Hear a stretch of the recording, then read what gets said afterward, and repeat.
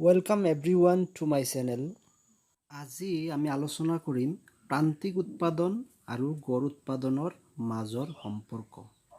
তাৰ পিছত প্ৰান্তিক উৎপাদন আৰু মুঠ উৎপাদনৰ মাজৰ সম্পৰ্ক। প্ৰান্তিক উৎপাদন আৰু গড় উৎপাদনৰ মাজৰ সম্পৰ্ক কেতিয়াবা চিত্ৰৰ সহায়ত আলোচনা কৰিব দিয়ে। গড় উৎপাদন আৰু প্ৰান্তিক উৎপাদনৰ মাজৰ সম্পৰ্ক চিত্ৰৰ সহায়ত আলোচনা কৰিবলৈ আমি এই কাল্পনিক অনুসূচীটো মনত পেলাব লাগিব। ইয়াৰ সহায়ত আমি চিত্ৰ আঁকিম আৰু তাৰ পিছত চিত্ৰ চাই আমি সম্পৰ্কটো উল্লেখ কৰিম। সেইকাৰণে আমি এই অনুসূচীটো অলপ মনত পেলাই ল'ব লাগিব।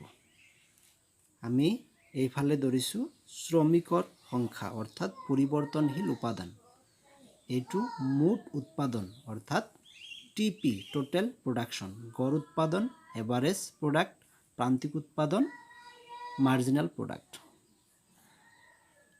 ইয়াত আমি মুঠ উৎপাদনটো কল্পনা কৰি লৈছোঁ। আমি কল্পনা কৰিছোঁ পৰিৱৰ্তনশীল অনুপাত বিধিৰ ভিত্তিত। আমি পৰিৱৰ্তনশীল অনুপাত বিধি মতে পাইছিলোঁ এটা উৎপাদন প্ৰক্ৰিয়াত পৰিৱৰ্তনশীল উপাদান উৎপাদন কাৰ্যত নিয়োগ কৰিলে প্ৰথম অৱস্থাত উৎপাদন ক্ৰমবৰ্ধমান হাৰত বৃদ্ধি পাব, তাৰ পিছত উৎপাদন ক্ৰমহ্ৰাসমান হাৰত বৃদ্ধি পাব, এটা সময়ত স্থিৰ হ'ব আৰু তাৰ শেষৰ পৰ্যায়ত মুঠ উৎপাদন কমি আহিব। ঠিক সেইদৰেই আমি ইয়াত মুঠ উৎপাদন এই তিনিটা স্তৰত আমি ক্ৰমবৰ্ধমান হাৰত বৃদ্ধি হৈছে বুলি কল্পনা কৰি তেনেকুৱা সংখ্যা লৈছোঁ। তাৰপিছত মুঠ উৎপাদন বৃদ্ধি পাইছে কিন্তু ক্ৰমহ্ৰাসমান হাৰত বৃদ্ধি পাইছে, পিছত স্থিৰ হৈছে ইয়াত আৰু তাৰপিছত কমি আহিছে। এনেকৈ আমি মুঠ উৎপাদন কল্পনা কৰি লৈছোঁ।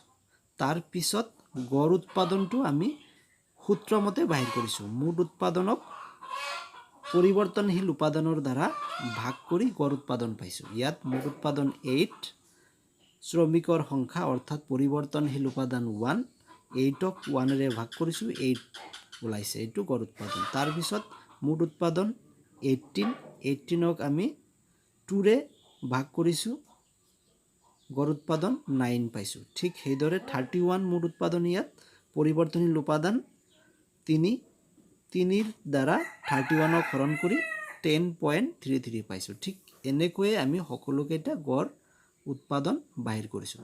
তাৰপিছত প্ৰান্তিক উৎপাদন আমি বাহিৰ কৰিছোঁ। ইয়াত এটা পৰিৱৰ্তনশীল উপাদানে মুঠ উৎপাদন কৰিছিলে 8 কুইণ্টেল ধান। গতিকে ইয়াত মুঠ উৎপাদন 8 কুইণ্টেল আৰু এইটোৱেই প্ৰথম উপাদান আৰু এইটোৱেই লাষ্ট উপাদান, সেইকাৰণে প্ৰান্তিক উৎপাদনো 8। তাৰপিছত দুটা শ্ৰমিক অৰ্থাৎ এটা এডিশ্যনেল শ্ৰমিকে মুঠ উৎপাদনত অৰিহণা যোগালে 10 কুইণ্টেল, 8ৰ পৰা 18 হ'ল। গতিকে ইয়াত মুঠ উৎপাদন 18 হোৱাৰ কাৰণে প্ৰান্তিক উৎপাদন হ'ব 10 কুইণ্টেল, কাৰণ মুঠ উৎপাদনত 10 কুইণ্টেল উৎপাদন বৃদ্ধি পাইছে এটা অতিৰিক্ত শ্ৰমিক নিয়োগ কৰাৰ ফলত। এনেদৰেই আমি সকলোকেইটা প্ৰান্তিক উৎপাদন বাহিৰ কৰিছোঁ। আমি ইয়াত এটা কথা মন কৰিব লাগিব, যেতিয়া 6জন শ্ৰমিক আছিলে তেতিয়া মুঠ উৎপাদন আছিলে 51 কুইণ্টেল ধান, কিন্তু যেতিয়া 7টা শ্ৰমিক নিয়োগ কৰা হ'ল তেতিয়াও 51 কুইণ্টেল। মানে কি উৎপাদন কাৰ্যত অতিৰিক্ত শ্ৰমিক নিয়োগ কৰাৰ পিছতো মুঠ উৎপাদনত কোনো বৃদ্ধি হোৱা নাই, সেইকাৰণে প্ৰান্তিক উৎপাদন 0। ইয়াৰ পিছত মুঠ উৎপাদন হ্ৰাস পাইছে, অতিৰিক্ত শ্ৰমিক নিয়োগ কৰাৰ ফলত মুঠ উৎপাদন হ্ৰাস পাইছে, সেইকাৰণে আমি ইয়াত কিমান হ্ৰাস পাইছে সেয়া দিছোঁ। তাৰপিছত ইয়াতেও যিমানখিনি হ্ৰাস পাইছে আমি সিমানখিনি দিছোঁ। এনেকুৱা ধৰণৰ প্ৰশ্ন আহিলে আমি চিত্ৰটো আমি এনেকৈ আঁকিব লাগিব। এক্স অক্ষত পৰিৱৰ্তনশীল উপাদান, y অক্ষত প্ৰান্তিক আৰু গড় উৎপাদন পৰিমাপ কৰা হৈছে। এইটো গড় উৎপাদন ৰেখা, এইটো প্ৰান্তিক উৎপাদন ৰেখা। আমি এই ৰেখাটো কাল্পনিক অনুসূচী যিটো আমি অলপ আগত আলোচনা কৰিলোঁ তাৰ ভিত্তিত অংকন কৰিছোঁ।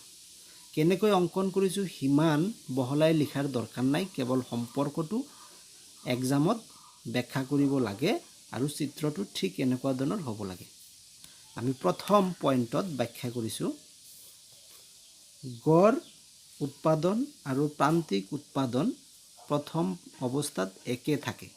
এই যে আমি চিত্ৰত দেখাইছোঁ গড় উৎপাদন ৰেখা আৰু প্ৰান্তিক উৎপাদন ৰেখা প্ৰথম পৰ্যায়ত একেটা বিন্দুৰ পৰা আৰম্ভ হৈছে আৰু এইটো আমি ক'ৰ পৰা পাইছোঁ অনুসূচীটোৰ পৰা পাইছোঁ। এই অনুসূচীত চোৱা গড় উৎপাদন প্ৰথম অৱস্থাত 8, প্ৰান্তিক উৎপাদনো 8। গতিকে আমি লিখিছোঁ গড় উৎপাদন আৰু প্ৰান্তিক উৎপাদন প্ৰথম অৱস্থাত একে থাকে। তাৰ পিছৰ পইণ্টটো আমি লিখিছোঁ যেতিয়ালৈকে গড় উৎপাদন ঊৰ্ধ্বগামী থাকে তেতিয়ালৈকে প্ৰান্তিক উৎপাদন গড় উৎপাদনতকৈ বেছি থাকে আৰু গড় উৎপাদন নিম্নগামী হ'লে প্ৰান্তিক উৎপাদন গড় উৎপাদনতকৈ কম থাকে। এই কথাটো আমি চিত্ৰৰ সহায়তো দেখাব পাৰিম।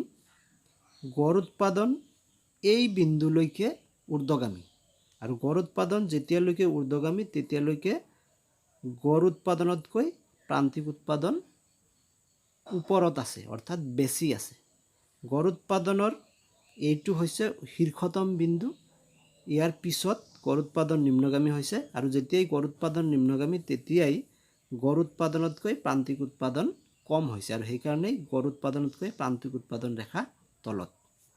তাৰ পিছৰ পইণ্ট আমি লিখিছোঁ সম্পৰ্কটো লিখিছোঁ গড় উৎপাদন ৰেখাৰ শীৰ্ষবিন্দুৰ মাজেদি প্ৰান্তিক উৎপাদন ৰেখা নিম্নগামী হয়।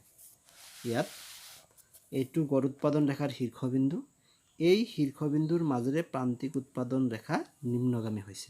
সেইকাৰণেই আমি পইণ্টত 3 নম্বৰ পইণ্টত লিখিছোঁ গড় উৎপাদন ৰেখাৰ শীৰ্ষবিন্দুৰ মাজেৰে, এই শীৰ্ষবিন্দু এইটো গড় উৎপাদন ৰেখাৰ শীৰ্ষবিন্দু, এই শীৰ্ষবিন্দুৰ মাজেৰে প্ৰান্তিক উৎপাদন ৰেখা নিম্নগামী হৈছে। তাৰ পিছত একেবাৰে শেষত গড় উৎপাদন আৰু প্ৰান্তিক উৎপাদন ৰেখা উভয়টো হৈছে ওলোটা ইউ আকৃতিৰ, মানে এইটো গড় উৎপাদন ৰেখা এইটো প্ৰান্তিক উৎপাদন ৰেখা দুয়োটা ওলোটা ইউ আকৃতিৰ নিচিনা। এইকেইটাই হৈছে গড় উৎপাদন আৰু প্ৰান্তিক উৎপাদনৰ মাজৰ যিখিনি কথা আলোচনা কৰা হ'ল বা চিত্ৰৰ তলত ব্যাখ্যা কৰা হ'ল, এক্সামত যেনেকৈ লিখিব লাগিব ঠিক তেনেকৈ তলত লিখা হৈছে। আমি এই কথাবিলাক চিত্ৰৰ দৰে অনুসূচীৰ পৰাও পাম। প্ৰথম পইণ্টত আমি লিখিছিলোঁ গড় উৎপাদন আৰু প্ৰান্তিক উৎপাদন প্ৰথম পৰ্যায়ত একে থাকে, ইয়াত একে আছে। তাৰ পিছত আমি পাইছিলোঁ যেতিয়ালৈকে গড় উৎপাদন ঊৰ্ধ্বগামী তেতিয়ালৈকে প্ৰান্তিক উৎপাদন গড় উৎপাদনতকৈ বেছি। এইখিনিলৈকে গড় উৎপাদন ঊৰ্ধ্বগামী, এইখিনিলৈকে গড় উৎপাদন ঊৰ্ধ্বগামী আৰু সেইকাৰণে এইখিনিলৈকে প্ৰান্তিক উৎপাদন গড় উৎপাদনতকৈ বেছি। এইখিনিলৈকে গড় উৎপাদন নিম্নগামী আৰু নিম্নগামী হোৱাৰ কাৰণেই প্ৰান্তিক উৎপাদন গড় উৎপাদনতকৈ কম। 2 নম্বৰ পইণ্টত আমি এই কথা আলোচনা কৰিছোঁ। এতিয়াৰ প্ৰশ্ন প্ৰান্তিক উৎপাদন আৰু মুঠ উৎপাদনৰ মাজৰ সম্পৰ্ক চিত্ৰৰ সহায়ত ব্যাখ্যা কৰা। প্ৰান্তিক উৎপাদন আৰু মুঠ উৎপাদন আমি চিত্ৰৰ সহায়ত উপস্থাপন কৰিলে এনেকুৱা ধৰণে পাম।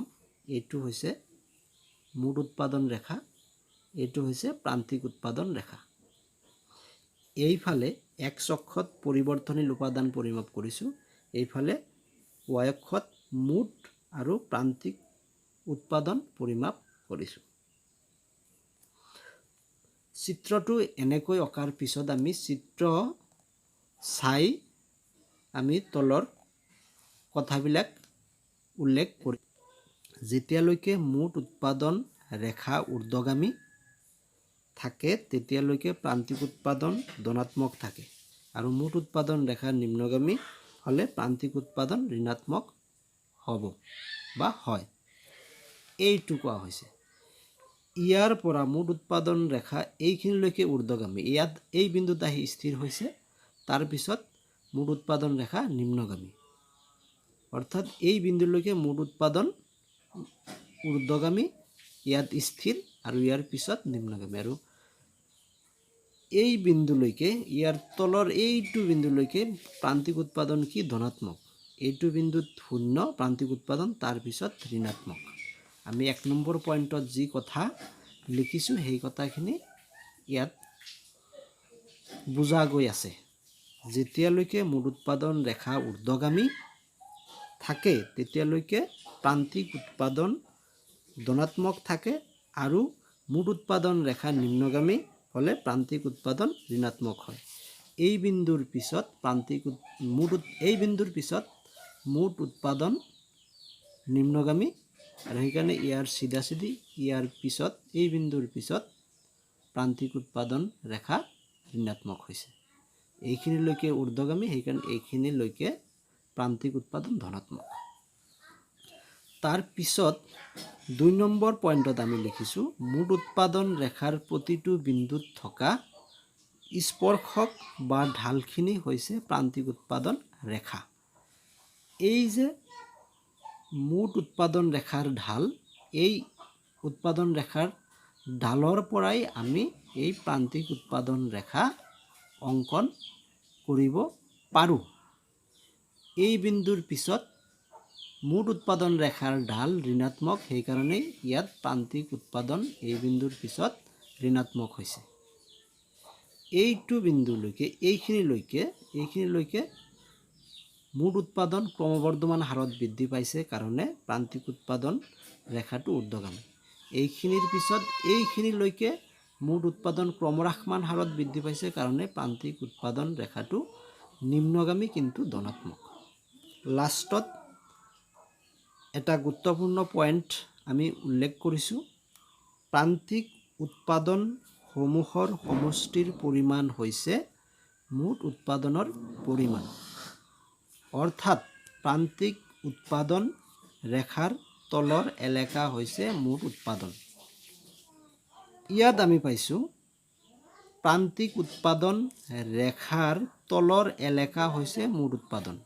প্ৰান্তিক উৎপাদন ৰেখাৰ তলৰ এলেকা এইখিনিৰ পৰা এইখিনি হৈছে প্ৰান্তিক উৎপাদন ৰেখাৰ তলৰ এলেকা, আৰু এইখিনিয়েই হৈছেগৈ ইয়াৰ পৰা এইখিনিয়েই হৈছেগৈ মুঠ উৎপাদন।